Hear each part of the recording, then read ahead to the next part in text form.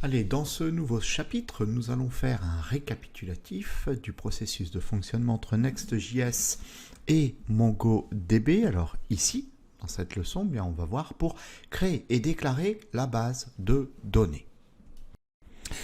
Allez, donc, on va faire un récap du process de fonctionnement, comment on fait pour... Parce qu'en fait, c'est toujours pareil, hein, c'est ce que je vous ai dit. Donc là, du coup, on va faire un process, ok.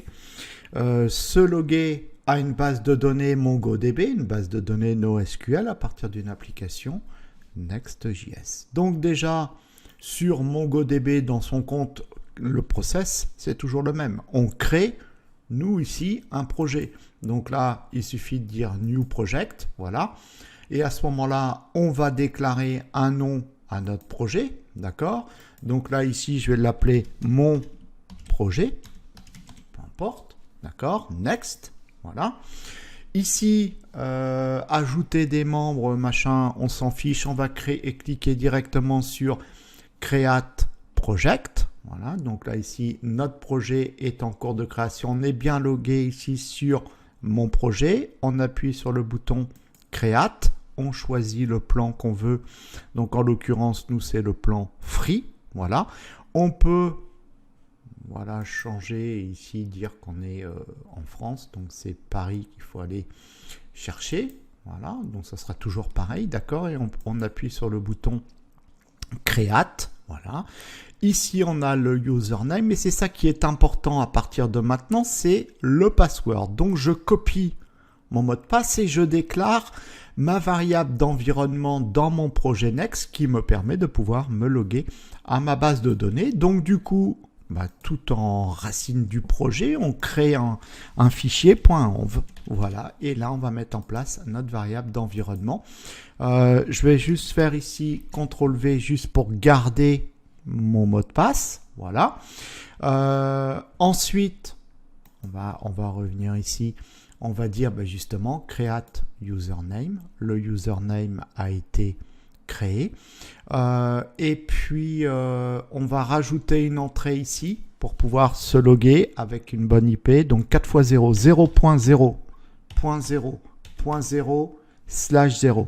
Voilà, toujours. Et ici, ajouter l'entrée. Voilà. Là, j'en ai une adresse IP, elle ne me sert à rien. C'est ça qui est le plus important. Finish and close. OK, donc ça, ici, c'est fait. Voilà.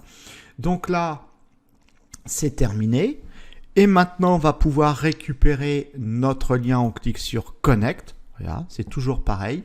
Et puisqu'on travaille avec Visual Studio Code, MongoDB pour Visual Studio Code, on appuie là-dessus, on récupère le lien de connexion. Hop, il est copié. Voilà, on va réduire ça. On revient sur notre variable d'environnement, enfin sur notre fichier d'environnement. Voilà, on va déclarer une variable MongoDB